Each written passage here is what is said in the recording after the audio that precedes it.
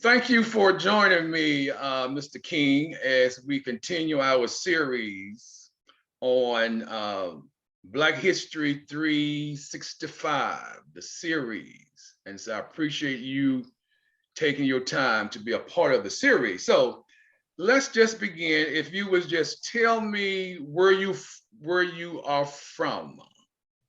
Okay, yes, sir. First, I would like to thank you for having me, Mr. Dr. Bell, with you.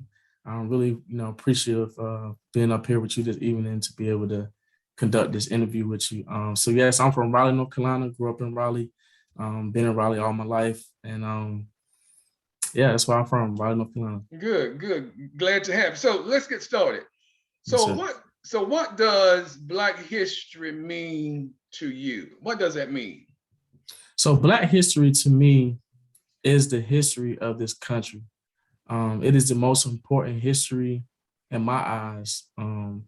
Black history is the creations, the struggles, and the foundation of what our ancestors have established. A lot of the things that we see to this day that have been created, a lot of the things that we hear, that we touch, sometimes, like even some of the words that come out of our mouth was developed and established by our ancestors. And to me, that's Black history, right in front of our eyes. So not only that, but Black history to me is the epitome of perfection.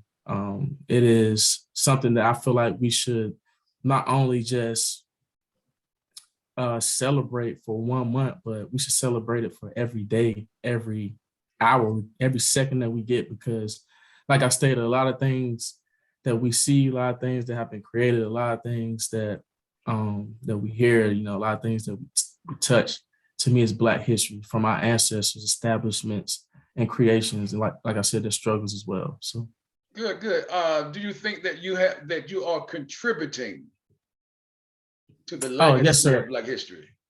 Yes, sir. Every day I am. I'm trying my hardest to. And I think me personally, I think I contribute to Black history by helping the Black community out through my nonprofit called Black Salute. And even with my position that I have right now at NC State, I'm trying to help out a lot of Black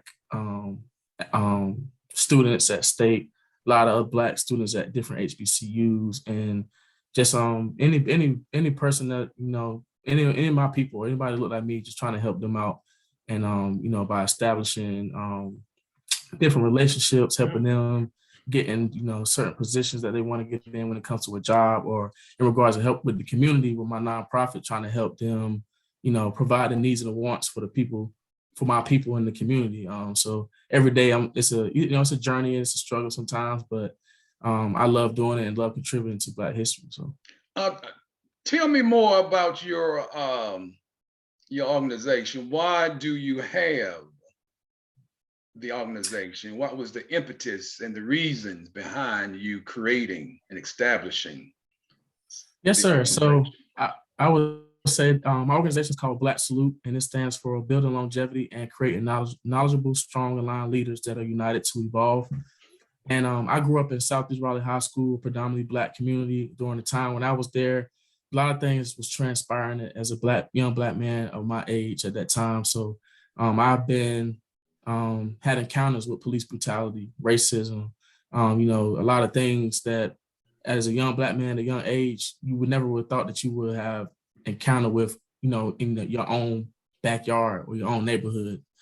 And as time progressed, as I began to get older and become a man, I think the boiling point, or when the hammer hit the nail, was when the whole George Floyd situation occurred. Mm-hmm. And just me seeing that live, and seeing that on the news, and then me having a 2-year-old son now, me being a father, that kind of really hit me like hard to my heart, to the point where I feel like I had to do something for my people, and more particularly young Black men, because I'm sitting here looking at my son having to raise a Black son, a Black child, and it's like I don't want my son to ever have to encounter that or endure that. So if I can step up as a Black leader in the community and establish something to, for one, be the forefront for the Black community when it comes to certain issues such as police brutality and racial issues, I'm willing to put my life and my, everything on the line for that, for my people.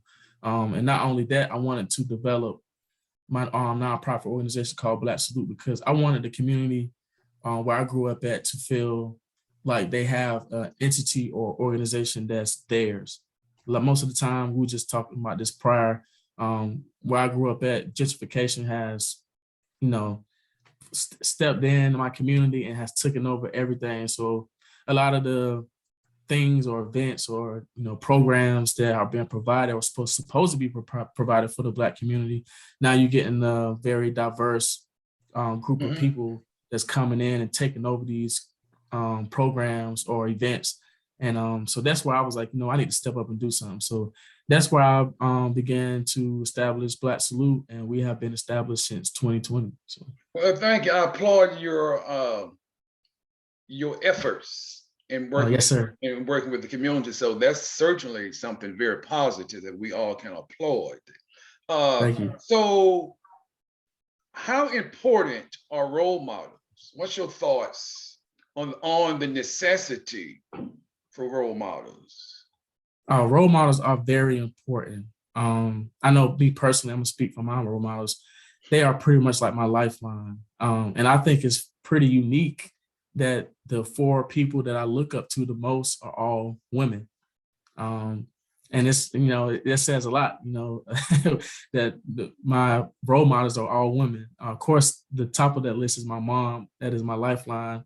She's the monkey on my back and in my ear that pushes me and, gives me drive and passion to go hard in life and do what's best for the people, for our people and the people in the community. Not only her, my two previous supervisors, Ms. Valerie Brown and Ms. Sonia Shaw, they both were two women that took me under their wings when I first got into the field of Parks and Recreation. And they took the initiative to go overboard with, in a positive way, with helping me or developing me into becoming a Parks and Recreation professional. And they didn't have to do that. So then ever since then, I've been looking up to them, and they're very strong minded and dedicated women as well. And just being around them and just, being able to pick up on some of their, experiences, ideas, and just like I said, like that drive and passion that they had, I was able to collect those things and, put it into myself internally. And my last but not leastly, the last woman I look up to is my current supervisor, Miss Charlene Smith, who I work with at NC State. She's a woman that's very passionate and driven, believes in me a lot, always willing to put things in front of me, kind of challenge me to go farther with my career path at NC State in the field of Parks and Recreation. So, like I said, I think it's pretty unique that my role models are all women, and just role models in general play a big role in people's life. Like I said, they're the threshold for people. There's somebody that you can go to for advice, for guidance, somebody that can have your back, and somebody that can really humble you and can make you become a more well-rounded person. So to me, in my eyes, that's what a role model is. So, Interesting that you gave kudos to the females, to the sisters.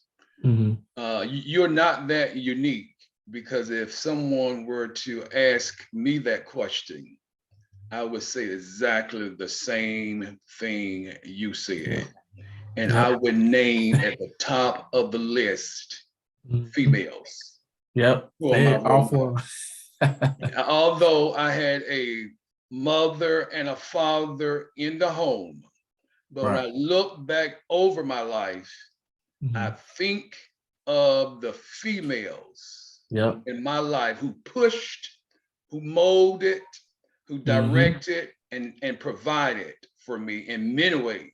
And so, so I definitely understand having the females at the top of your list for those you look up to and model after, for us what to do productively, et cetera, et cetera.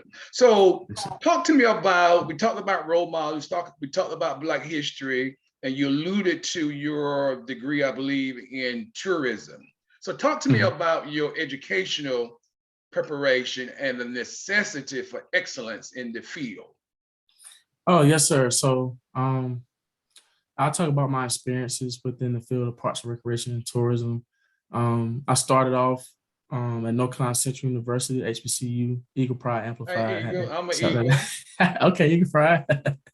And I would say this, I'll just speak on my experience first about it. So being, getting a bachelor's degree from Central and then transitioning from HBCU to a predominantly white institution, a major D1 school like NC State, was a major shock. It's different. It's a different culture from both schools, entities, and the experience that I gained was totally different.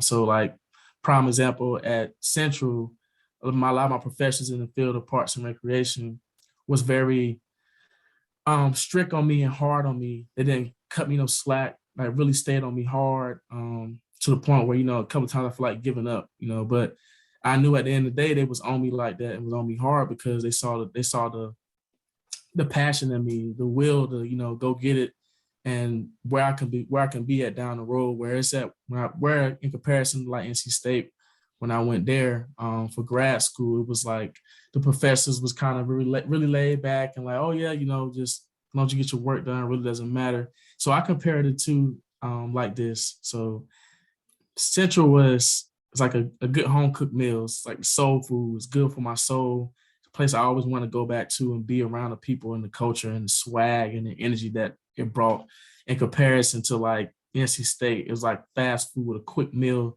that can fill me up, but it's not something I'm gonna keep going back to in comparison to that soul food, Like there's nothing like them good collard greens. Yes, absolutely. And so that's I try to, when I talk to people about my two experiences with a major D1 school and like a low D1 school like Central, HBCU, and the PWI. That's the difference in comparison to those two. But when my experience with the field of parks and recreation at Central was amazing. At first, I was in the School of Business. I wanted to be an accounting major, and I just could not get over that hump with accounting classes. I struggled so hard. And honestly, I started off with the School of Business and I've been an account major because my mom got a master's degree in School of Business and she was an accountant major. That's one of my role models. So I was trying to follow her steps.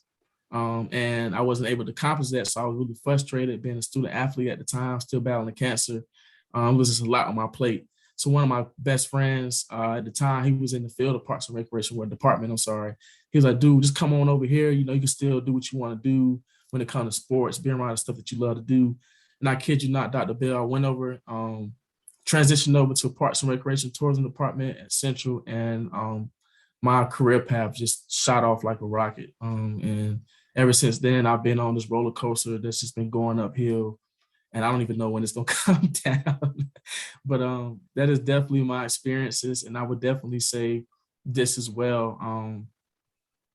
Because when I was in undergrad at Central, I didn't receive a lot of backlash or a lot of shocking faces in comparison when I was at State. So Central, of course, I'm with my people, a lot of Black people, I'm comfortable. Whereas at State, when I was in grad school, predominantly the courses that I was in was, the people that was in with me was predominantly white people or people of other ethnicities. And for them to see this one or this individual Black kid in this class answer a lot of questions, getting 100 on a lot of assignments, and projects, it was like shocking to them. And immediately when I graduated, I got hired by State. And that was another major like shift in my life, where once I became a consultant for the state for Parks and Recreation, a lot of people was questioning me about how I got the job. Why did they give you this job? What made you capable of getting this role?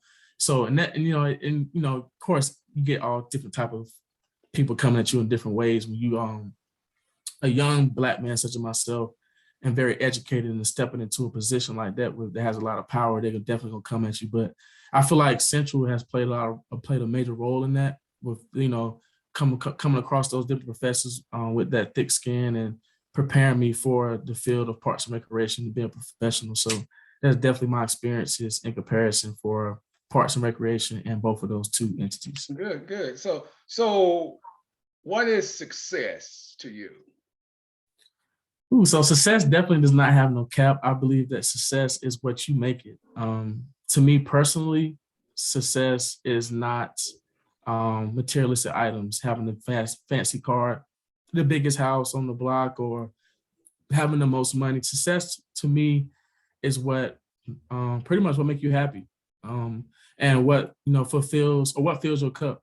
So success to me is if every day I'm able to wake up, that's success. Being able to breathe is success for me. Being able to wake up and be able to accomplish things that's on my to-do list, or being able to wake up and enjoy the day or the moment with my son, that's success.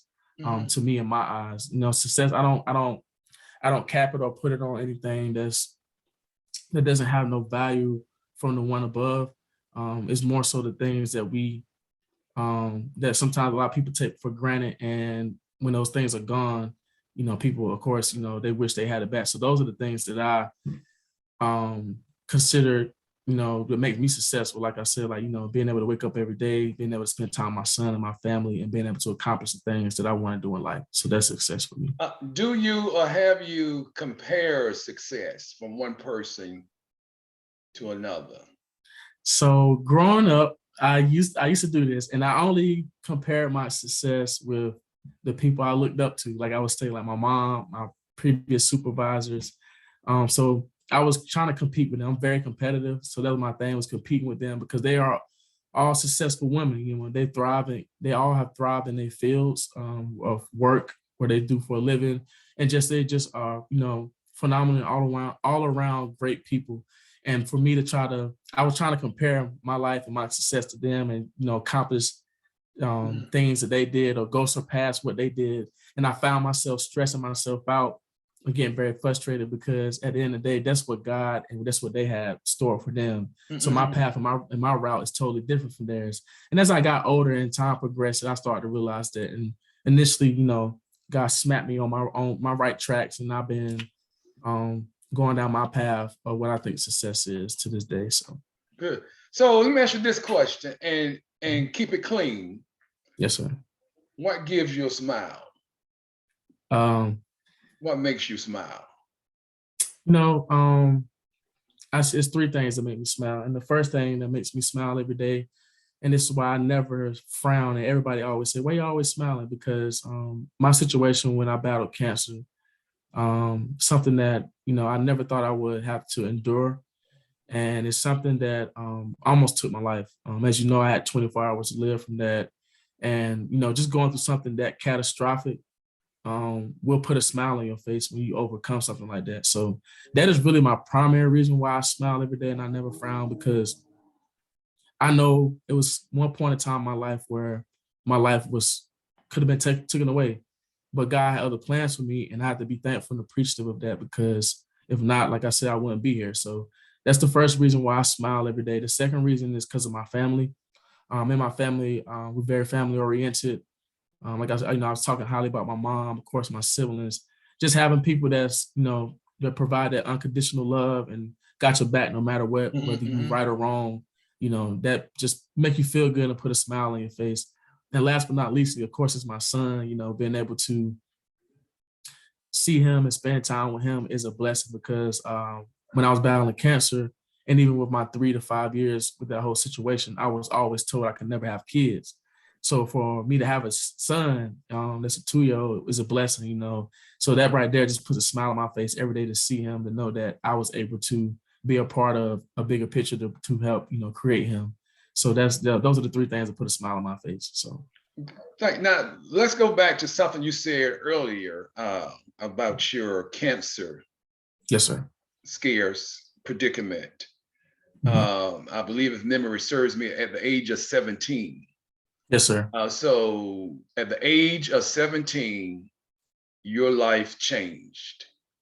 Yes, sir. So when I was 17 years old, I got diagnosed with acute lymphoblastic leukemia. I had 24 hours to live. I was invited to a football camp at ECU. And that's when I realized that my life was doing a whole 360, and it was going downhill. My symptoms began to peak up when I was at this football camp. And when I got back home, I went to the doctor, and they, did like a regular physical check on me.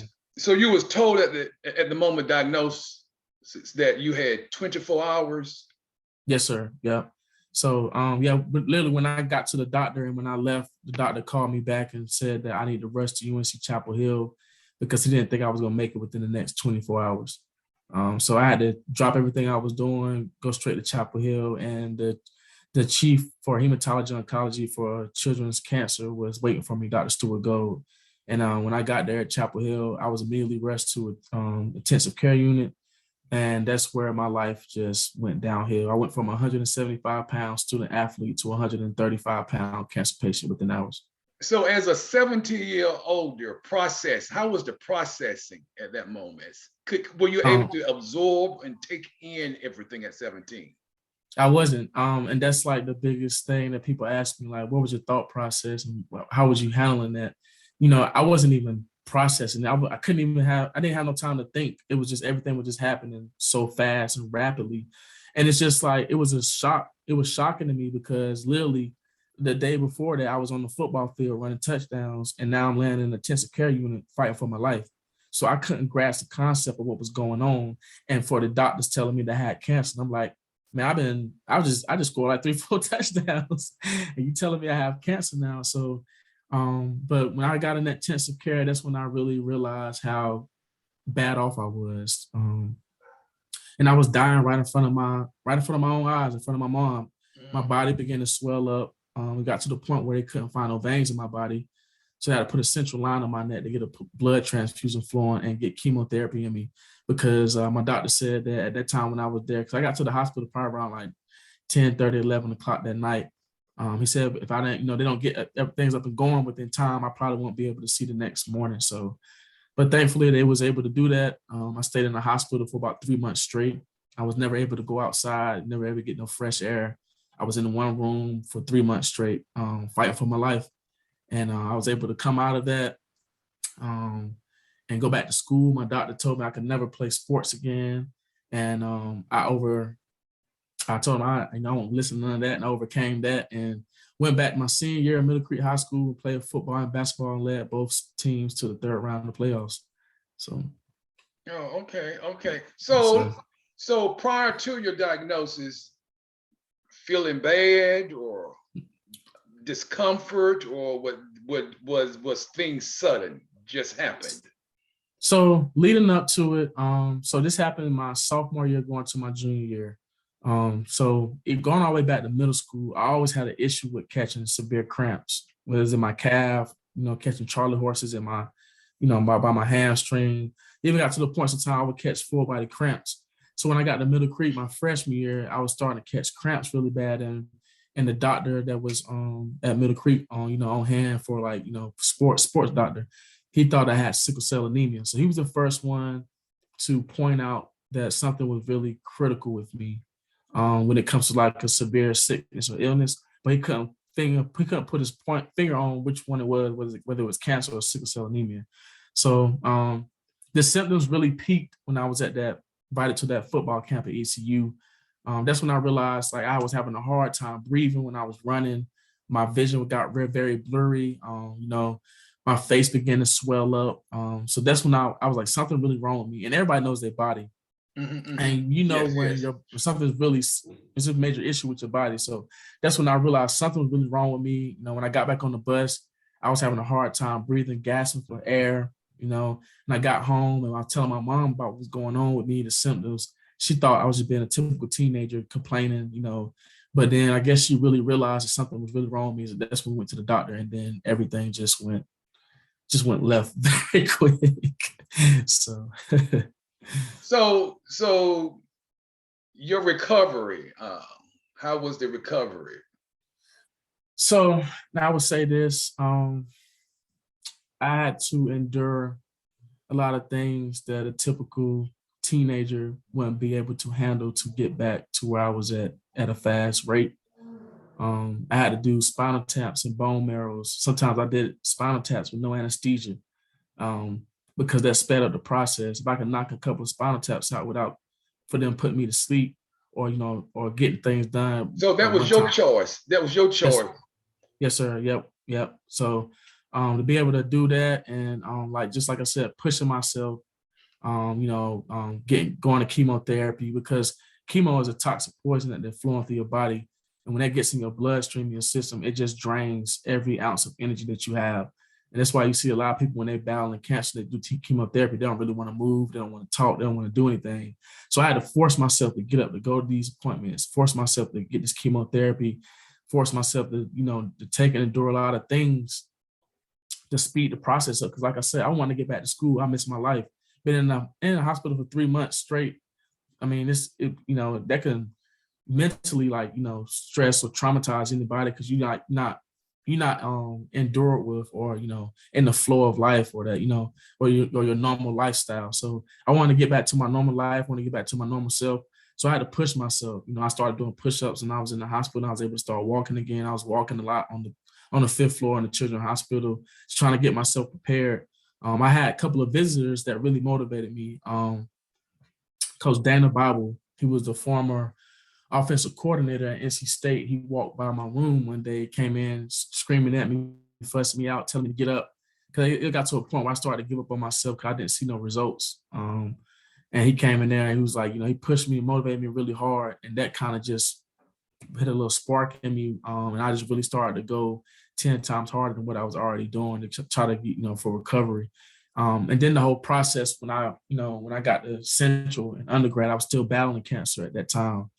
So I went into remission on September the 30th of 2013. But my freshman year, when I was playing basketball, I was enduring a lot of things too. I had to go back to the hospital for a brief period of time, probably for about a good three to 4 weeks, almost a month, because I had caught a staph infection. And I thought oh no, here we go again. My life going back downhill. I got to fight again. But of course you have to fight. I had to fight still. But yeah, just battling that and trying to get over the hump.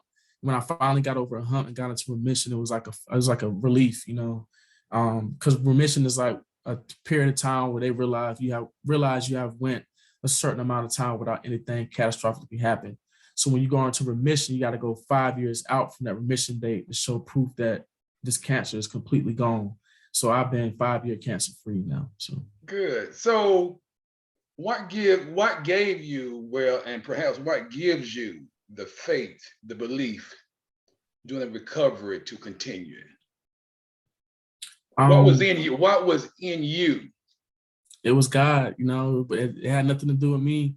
Because I'll be honest with you, when I was in that hospital, laying in that bed, even during my recovery stage, even when I was at Central and undergrad, I kid you not, I gave up a lot of times because it was so much that I feel like nobody could endure that, the stuff that I was going through. But just having faith in God and knowing that, God had my back. And I feel like God tested me because, like I said, like I gave up on myself. It got to a point where I gave up on God too when I was laying in the hospital. And, just be able to God stay on my back and push me and support me to go through all that. My faith became 10 times stronger in God and the people around me, like I said as well. Having my mom was there every day. She didn't leave. She stayed in the hospital with me for 3 months straight. She had 2 other kids that she had to take care of on the top of that. So seeing my mom be there for me every day I woke up, she was there. She was right behind me.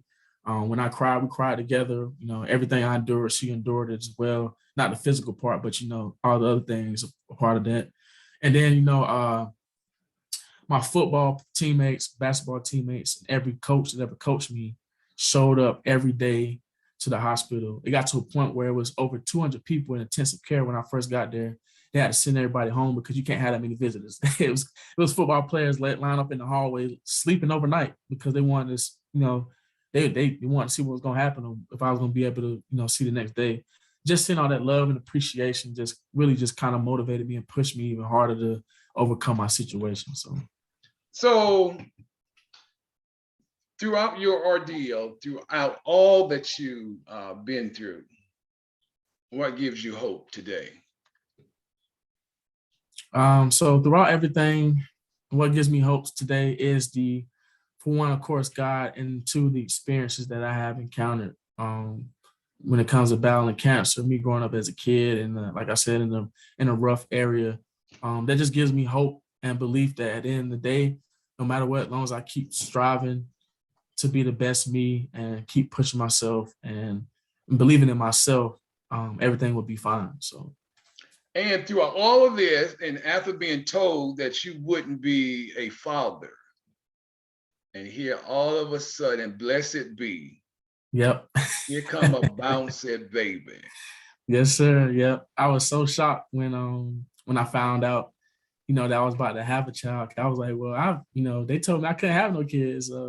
But it was just a blessing to be able to have my, see my son be born and everything. So, and I thank God every day for him. Of course that's God's child. I'm just here to guide him on this earth. But I'm just very thankful and appreciative to be able to have my son Raylan. So Now that must have been a moment, thinking about, all that you have been through and being told, and just to see him entered into the world, like, wow, yep. this, what? This happened? I can't believe. What? Yeah. Because even going back to when I was battling cancer, like I had to make some very critical decisions at the age of 17 years old when I was in the hospital. So that was one of the things, because they didn't know if I was gonna make it to see the next day. So they wanted to save my sperm and everything. Oh, okay. If I wanted to have kids. So I told them no, because I didn't know where I was going to be at when I was battling cancer. I didn't know if I was going to make it the next day. And at that time, I was 17-year-old, and all this information was coming at me. I wasn't thinking about no kids at that time. So, Oh, so that was interesting. I knew I wasn't. So that was a question yes, sir. That was a at question age from my 17. doctor. Yep. And he had asked my mom to make the decision, but my mom, this is why I love her so much. She told my doctor to his face, this is not my life, and I don't want to make the wrong decision on my son's behalf. So I would think it'd be best for you to ask him. Cause at that age, I was still on the age. I was 18 years old to make that decision, but the doctor, overruled it and chose to ask me anyways. And at that time I thought I made the right decision. But at the end of the day, God has the last word, and my son's here. So So you met someone famous. yes, sir. Yep. And who was that person? Yes, sir. So that was LeBron James. I met LeBron James, and how that came about during my time in the hospital, my 3 months, I had Make-A-Wish organization came across my room, and they walked past my room, realized, I was 17-year-old and there fighting for my life. So they walked in the room with me and my mom and gave us a whole spiel of who they are, what they do. And they said, if I want to have an opportunity to have a wish granted, I have to fill out these certain documents and get it back to them at a certain time frame. So my mom handled all that for me. And of course, the first thing they asked me was like, what do you want? What's your wish? Of course, any typical kid gonna ask for money. So that's my first wish. And they told me, no, we can't do that. So at that time, and to this day, still LeBron James is one of my favorite basketball players. So that was my wish, to meet LeBron. However, when I got out of the hospital and I got back to school, I started getting around my peers and the staff at Middle Creek and getting back into the flow of life. LeBron James just literally just slipped right out of my mind. I wasn't even thinking about him no more. And Make-A-Wish kept contacting me about, granting this wish, because once I turn 18 or get to a certain time frame of age, they can't grant a wish. So I sat down one day when I was on the phone with them, and I put them on hold. I just really started thinking, like, do I really want to meet this guy? Like, why did I even say that, a couple of months back or the year back during that time? So, I picked the phone back up and I told Make-A-Wish and said, hey, instead of me meeting LeBron James, why not feed the people that was there and support me when I was battling, when I was sick and I was down. So I chose to feed my entire high school, all 1,900 students and staff at Middle Creek High School. We had a whole full day. Actually, so the anniversary date for that was this month. It was April the 23rd, I think, 23rd, 24th. That's when I had my Make-A-Wish granted in 2012, my senior year. So they blocked off a whole day for me to Make-A-Wish to feed all the students and staff. We fed them Chick-fil-A, GG cupcakes. It was an amazing day, by far one of the best days of my life. So Good. So, yeah. so where do you see yourself in the next 5 years? You have overcome a lot. You have done a lot. You have persevered. You're a survivor. Yes, you're a winner. So what's left? So, of course, for the next 5 years, I definitely see myself continuing to be a very vital leader for the Black community, not just in my city or the area that I grew up in, but across the state, and hopefully, become a pillar for the black people across the community, across the country as well. But I'm currently on a lot of active boards. So one of the biggest boards that I'm on is the City of Raleigh Parks and Recreation and Greenway Advisory Board. And I'm trying to position myself to potentially become a city council member for the city of Raleigh, and just keep climbing that ladder to one day potentially become the mayor. And just really trying to get into that ramification of politics. Because I feel like if I can just, put my foot through the door or touch or shine some light within that area, I could change and make a massive impact for people. Not just, like I said, in my city, but across the state and across the country as well. So what hope do you have for your son? And share, and your son name is? My son's name is Raylan. So what Raylan hope King. do you have from Raylan? I hope that Raylan, as he continues to grow into his own individual and becomes, a very substantial and a phenomenal young man, or black man in particular, I want Raylan to be able to look at me and see me as somebody that's like we just speaking on, like a role model, but somebody that he can always come to and get guidance and advice. But I definitely want for my son to be more than what I am to this day, which is one of the reasons I didn't make him a junior, because I felt like I didn't want him to have to live up to all the accomplishments that I have encountered. So I definitely want my son to be just a great individual and a great man in life, and be more than what I am to this day. So good. So any closing thoughts, something that you wanted to say, and I didn't ask the question of you. Any so yes, sir. Yeah. So I have my book coming up. It's called Beating the Odds. I'm currently trying to get that finalized and published, hopefully by this fall. And I'm doing like a sequence of different books. So the first edition. And the book is about you, struggles, successes, challenges, beating the odds, and all the above. Yes, sir. Yep. So the first edition is pretty much about my childhood life, my life growing up as a kid, and kind of flowing into my whole situation with cancer. And that's kind of targeting like the audience, really like everybody, but more so people that's battling severe sicknesses and illnesses right now. Then the second edition is going to be about my 4 years in college with me still battling cancer. And that's kind of targeting like student athletes. And then last but not least, the third edition of my book will be me getting different point of views from people, from the major people that was in my circle around me when I was battling cancer. Like my doctor, my mom, my siblings, a couple of my friends, and then kind of putting that book out to give a point of view from different people's eyes, more so that's going to be targeted for and, geared towards like doctors and nurses, so they can understand and get the information from, for one, a very prestigious.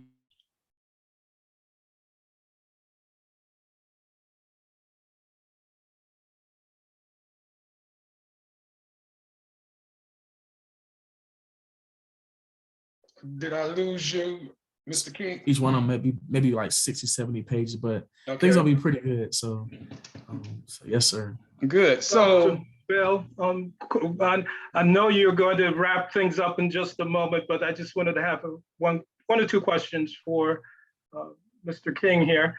I know early on you mentioned tourism, and I was kind of curious to know where tourism came into your career or your educational realm of things.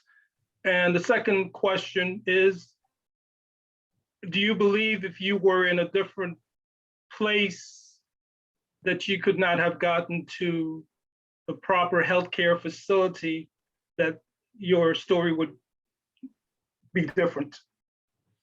Oh, yes, sir, Mr. Russell. I'll answer the first question. So when it comes to tourism plays a big role in my position. So I'm a recreational consultant. I'm one of the 4 consultants for the state of North Carolina. So I'm located at NC State, but technically I work for North Carolina State Parks. And I'm in charge of grant administration for all parks and recreation departments within my region. So I have the Central East region. So I pretty much fund and help administer parks and recreation departments. So that plays a big role in tourism, because the money that I provide to these local municipalities that are helping them with developing and establishing whatever they need, whether it's like baseball fields, playgrounds, you name it. That draws a lot of tourism dollars within their town. So like prime example, the town of Wilson, which is one of the towns in my region, they have over like a $500,000 baseball complex sitting right in this small town. Nobody will really know about it, but once or twice every year, they draw a significant amount of tourism dollars through their town when it comes to like hotels, food venues, you name it. And that's really where tourism really kind of plays a broad spectrum within my field of work, because I'm the one that's helping them build these things to bring these tourism dollars within their town.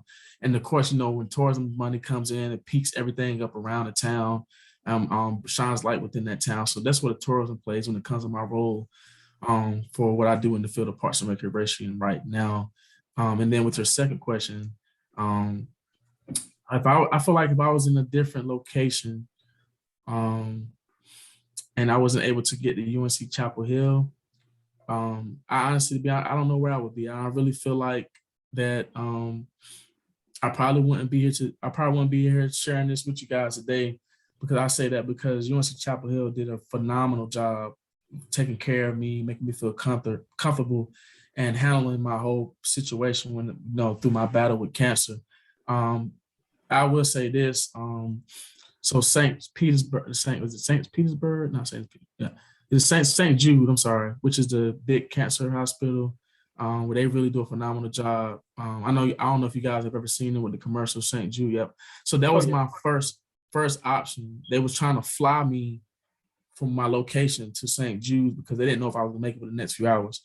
But then that St. Jude, where it's located at, where I was at the time, Raleigh, it would have been a pretty long trip to get there over a helicopter. So Chapel Hill was his closest alternative option. And that's why they sent me to Chapel Hill. And I'm glad and thankful for that, because honestly, Mr. Russell, I'll be honest with you, and I think about this every day, and it's a good question. If I was somewhere else and went to another hospital, or if I was even at a different school, I feel like the support that I have, my whole story, the process, it would be totally different. And honestly, I probably wouldn't be here today. So. Okay, thanks. Well, thankfully you are at the right place, the wrong situation, but at the right place at the right time. Going Yes, back sir. just one little step to what you mentioned about tourism and what you do. You're the director of director of Parks and Recreation. So I'm not a director. So I work for Recreation Resources Service. We are one of the oldest and the most prestigious technical assistance entities in the state of North Carolina for parks and recreation. So Recreation Resources Service is the liaison between parks and recreation departments and North Carolina state parks. So my job is pretty much, I'm in charge of helping administer these two very, very old grant programs, which is one is called the Parks and Recreational Trust Fund, which is a state level grant, and then the Land and Water Conservation Fund, which is a federal grant. And so pretty much what transpires is you have a lot of parks and recreation departments. Prime example, like the city of Raleigh, sometimes they don't have the funds internally to develop like recreational centers, trails, playgrounds, parks in general. So they reach out to state parks, RS, and they come to us and apply for these two different grant programs. And there are a lot of things that go into it, which I would love to talk about it, but it'd probably take a whole nother hour to talk about all that. But so it's a very competitive and tedious two grant programs. They're competing against other local municipalities across the state to get funding for their for what they're trying to develop for the people in the community. So my role is I'm the person that they contact about these programs and get information about them. And then we have a very very detailed and important meeting towards the end of August with an appointed Park Authority board by our Governor Roy Cooper and Secretary of State. And not only that, the Secretary of State and this Park Authority board are on this meeting with us to make the decisions to validate who gets funding from these two grant programs. Okay, that sounds very unique. I just never would have put all those things together. All of them would have been separate and never even thought about, combining them, to get results out of all those 3 or 4 different items that you mentioned. Is that unique is Uh, what you do unique to your area, or is it something that happens across the country? So it's very unique. One of the positions that I hold, it's rare that you find a technical assistant organization such as RS in any other state. In any other state, I think it's one in Virginia and maybe one in like somewhere Midwest. But it's rare. We're the only one. We're the only entity within the state of North Carolina that has that position of power to help administer funds for local municipalities. So, and with my role is very unique because I am the first Black person within 25, maybe 26 years now, maybe 27, that has been a regional consultant for RRS. And I think I was the youngest one to ever be in one of these positions. So I have a lot of shoes to fill, and I think I'm doing a pretty good job of filling those shoes. So. Well, thank Sounds good. you. Thanks for answering my question. Yes, sir. You're so welcome. Thank you for your question, Russell. And Mr. King, thank you for your time. I'm appreciative for your contribution Yes, to sir. the Thank you. Black History 365 series. And so I will be in touch, and I definitely wish you well. Yes, sir. Your Thank you book so to much. come. I wish you well on your book, and make sure I get a copy or invite it to the book signing. Yes, sir. Yes, sir. And thank you for having me, Dr. Bell. I really enjoyed this, and I look forward to seeing you at the book signing, and just really doing a lot more things with you for our people. So. Okay, thank you so much, and good evening to all. Yes, Thank sir. you. Take care. Bye-bye.